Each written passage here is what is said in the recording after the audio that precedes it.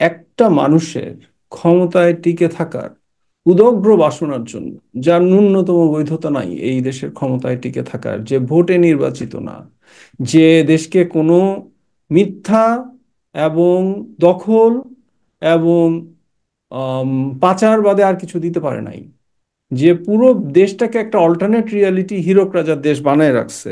So this is a revolution. এই revolution unstoppable. এই revolution will not stop until Sheikh Hasina is গন। এবং শেখ হাসিনাকে এটা রিয়েলাইজ করতে হবে। উনি আর লাশ না নিয়ে উনি ছেড়ে দিলে আজকে বাংলাদেশের মানুষের এটা বাদে maybe she can have a graceful exit. We don't know. না, এই এক্সপেকটেশনটা তো আসলে নর্মাল, মানে স্বাভাবিক। এক্সপেকটেশনটা আমরা এখন সেনাবাহিনীর প্রতি করতেই পারি।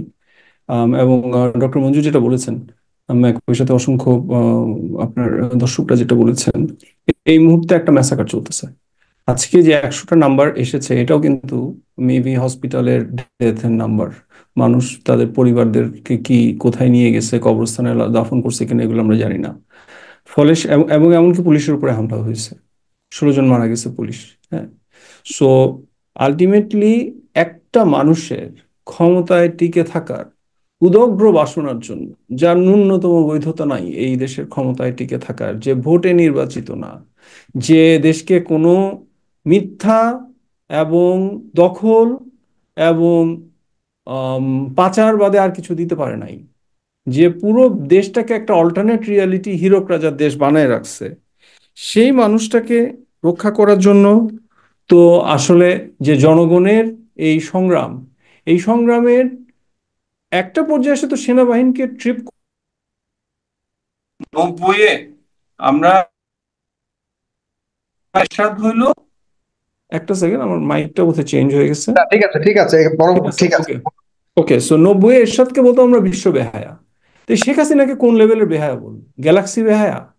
আজকে উনি কি বুঝতেছেন না যে উনার আজকে কোনো জায়গা নাই? এবং উনি ভাবছেন যে উনি জায়গায় জায়গায় সবকিছু সেট করে রাখছেন, ওই সেট করার বিনিময়ে উনি আজীবন বাংলাদেশ শাসন করবেন, যেমন কি এটা ওনার বাপের তালুক। সো সেই রিয়ালিটি টপ টপ করে পড়ে গেছে, এবং এটা করছে কারা? এই তরুণরা, এই জেনজি, এই জেনারেশন, যেটা আমরা ফেল করছি কিন্তু তারা দেখা দিছে। এবং উনি এখন তাহলে একটা স্ট্যান্স নিছেন যে উনি বাংলাদেশে মানুষের বিরুদ্ধে যুদ্ধ ঘোষণা করছেন। উনি এই ছোট বাচ্চা নিরপরাধ ছাত্রছাত্রীদের বিরুদ্ধে যুদ্ধ ঘোষণা করছেন। একটা পর্যায়ে তো একজনকে থামতে হয়। উনি যদি না থামে, তাহলে বাংলাদেশ রাষ্ট্রের ঐতিহাসিক ধারাবাহিকতায় সেনাবাহিনীকে তো একটা ভূমিকা নিতে হবেই।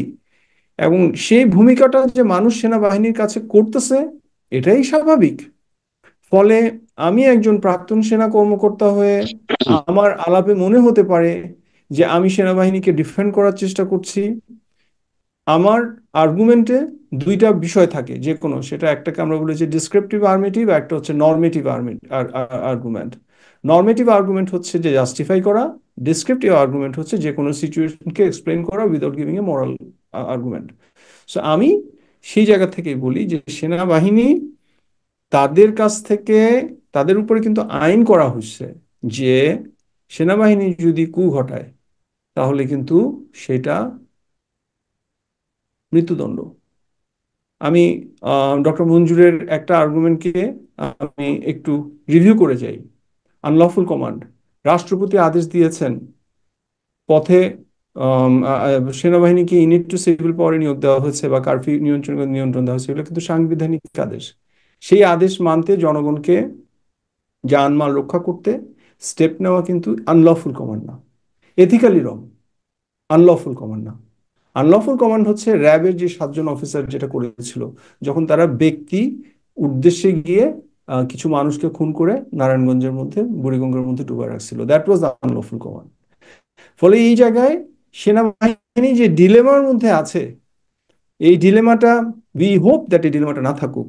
উই হোপ দ্যাট তারা আগে আসুক, কারণ এইটা clear, there is not a single entity আজকে এই বাংলাদেশে আজকে শেখ হাসিনার বিরুদ্ধে যায় নেই। 35টা গার্মেন্টসের গ্রুপ ঘোষণা করেছে। বাংলাদেশে ইউএন মিশন না, হেগে কর্মরত পররাষ্ট্র দপ্তরের যিনি শীর্ষ অফিসার, তিনি তার পক্ষত্যাগ করেছেন। এবং শুধু এই গ্রুপগুলো ত্যাগ করেনি, আপনি আর কত নির্লজ্জ হবেন? কত ছাত্রকে মেরে আপনাকে ক্ষমতায় থাকতে হবে? একটা মানুষকে তো একটা পর্যায়ে বুঝতে হয় যে আমি ঠিক আছে, আমি যদি থাকতে চাই, এরপর আমাকে আরো মানুষকে মারতে হবে, আমি থামি। সো উনার যে মিথ্যার প্রাসাদ উনি তৈরি করছিলেন, সেই মিথ্যার প্রাসাদ ভেঙে গেছে। এখন উনি যদি নিজে নিবৃত না হন, তাহলে স্বাভাবিক কালকে দেখা যায় আরো কত শত মানুষ মারা যাবে। তারপরে যদি এটা লম্বা হয়, আরো কত শত মানুষ মারা যাবে। She can stop it, she will not stop. উনি মানসিকভাবে ডিরেইলড। তাহলে সেনাবাহিনীর একটা ভূমিকা আছে, people expect them to do that. সেটা সেনাবাহিনী পালন করছে না, মানুষ সেনাবাহিনীর উপরে ক্ষুব্ধ। আমি সেই জায়গায় শুধু একটা রিয়েলিটি চেক দিচ্ছি যে সেনাবাহিনী যে অ্যাটলিস্ট ওনার পক্ষ নেয় নাই, দ্যাট ওয়াজ রিস্ক, রাইট? আমরা কিন্তু এটা অস্বীকার করতে পারবো না। এই ধরনের একটা সিচুয়েশনও তৈরি হয়েছিল যখন গত সপ্তাহে সেনাবাহিনী প্রধান কিন্তু খুব শক্ত গলায় বলেছিলেন জানমাল রক্ষার্থে আমি যা যা কিছু করবো, ব্লা ব্লা ব্লা। সো সেই জায়গার থেকে যে সেনাবাহিনী আজকে সরে আসছে, that is also a good movement. এটা সেনাবাহিনী নিজের স্বার্থে কি বলে ভালোবাসার, জনগণের প্রতি ভালোবাসার জন্য সরে আসেনি। সেনাবাহিনী আজকে বুঝতে পারতেছে যে আজকে এই শেখ হাসিনার উপরে যদি গণহত্যা চালায়, তারা সমর্থন দেয়, জনতা তাদেরকে শেখ হাসিনার সাথে ফাঁসিতে ঝুলাবে বা হোয়াট এভার, আমি শব্দটা ইউজ করে ঠিক হবে না। জনতা শেখ হাসিনার বিচার করবে। সরি, আমার আগের ওয়ার্ডটা এক্সপান্স করবে, এটা আমার কথা কথা বের হয়ে গেছে। সো জনতা সেনাবাহিনীর বিচার করবে। ফলে সেনাবাহিনী ইভেনচুয়ালি তার নিজের স্বার্থেই কিন্তু পজিশনটা একটু নমনীয় হয়েছে। এবং আমরা আশা করি যে সেনাবাহিনী নিজের স্বার্থেই, আমি এটা শুনেছি যে সেনাবাহিনী পরিবারে পরিবারে আজকে ইয়ে হয়ে গেছে। আমাকে বন্ধু বান্ধব এটা জানাইছে যে সিনিয়র অফিসারদের ছেলেমেয়েরা বলতেছে যে তোমরা কি করতেছো। আমি এইটা শুনতে পাইছি যে আপনার সেনাবাহিনী এবং পুলিশ অফিসারের ছেলেমেয়েরা মারা গেছে। So this is a revolution. এই রেভলিউশন আনস্টপেবল। এই revolution will not stop until Sheikh Hasina is গন। এবং শেখ হাসিনাকে এটা রিয়েলাইজ করতে হবে। উনি আর লাশ না নিয়ে উনি ছেড়ে দিলে আজকে বাংলাদেশের মানুষের এইটা বাদে maybe she can have a graceful exit. We don't know, maybe that could be part of the negotiation, যে আপনি ভায়োলেন্স থামাবেন, কিন্তু আপনাকে আমি আমি বলছি না that is the right thing to do. অবশ্যই শেখ হাসিনার বিচার হওয়া উচিত, কিন্তু শেখ হাসিনাকে থামতে হবে। এবং আমি সেনাবাহিনী কালকে কি করবে এটা নিয়ে আমি জানি না। আমি একটু আগে ফাহাম আব্দুল সালামের একটা স্ট্যাটাস দেখলাম আপনার সাথে আলাপ করতে করতেই। ফাহাম আব্দুল সালাম লিখেছেন 1 ঘন্টা আগে আর্মি চিফ আজ রাতে ব্রিফ করেছেন যে কোনো অবস্থাতেই যেন ছাত্রদের উপরে গুলি না হয়। সো সেনাবাহিনী ইভেনচুয়ালি নমনীয় হচ্ছে। আমি বিশ্বাস রাখি এই নমনীয়তাটা একটা পর্যায়ে গিয়ে তারা সরকারের উপরে চাপ তৈরি করবেন। সেনাবাহিনী চাপ, আমি বিশ্বাস করি যে সেনাবাহিনীর চাপে না হোক, জনগণের চাপে শেখ হাসিনা যাক, এবং that will be good for the country. Thank you.